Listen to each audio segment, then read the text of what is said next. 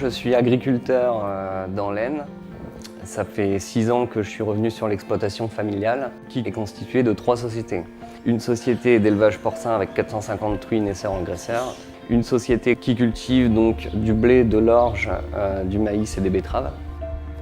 Et une société pour la méthanisation qui produit 450 kW électriques à l'heure. La motivation d'avoir développé ce projet de méthanisation est avant tout une motivation de travail en famille. Et tout en respectant l'environnement et en faisant de l'énergie renouvelable, c'était aussi développer de la valeur ajoutée sur l'exploitation. L'idée a été avant tout pensée par Pascal, mon oncle, et donc que j'ai rejoint à la sortie de mes études pour développer le projet et suivre l'intégralité des travaux. Nous avons réalisé un certain nombre de choses nous-mêmes, mais la partie technique principale de la méthanisation a été installée par un contractant général, une entreprise bretonne. Ensuite, l'entreprise suit la station pendant 1 an. Après cette première année-là, on connaît l'unité de méthanisation mieux que le constructeur et donc on peut réussir à faire fonctionner l'unité de méthanisation en autonomie. La méthanisation fonctionne 24/24, 7 jours sur 7, donc toute l'année. On alimente quotidiennement les digesteurs avec différents produits qui sont le lisier qui vient directement de la porcherie. Le second produit qui est la pulpe de betterave, donc on est producteur de betterave, donc de sucre, et nous récupérons de la sucrerie des pulpes de betterave surpressées.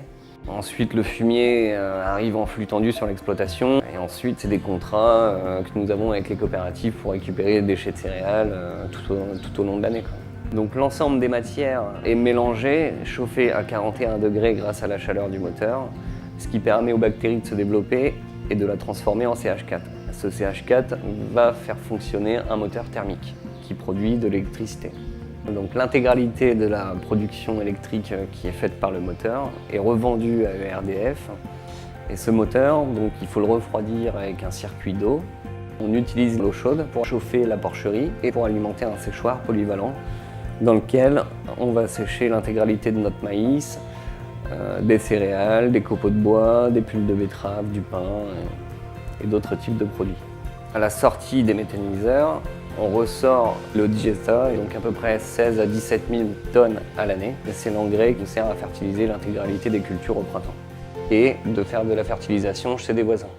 Donc la méthanisation aujourd'hui vient pérenniser l'exploitation et permettre un revenu stable qui ne dépend pas des fluctuations des marchés.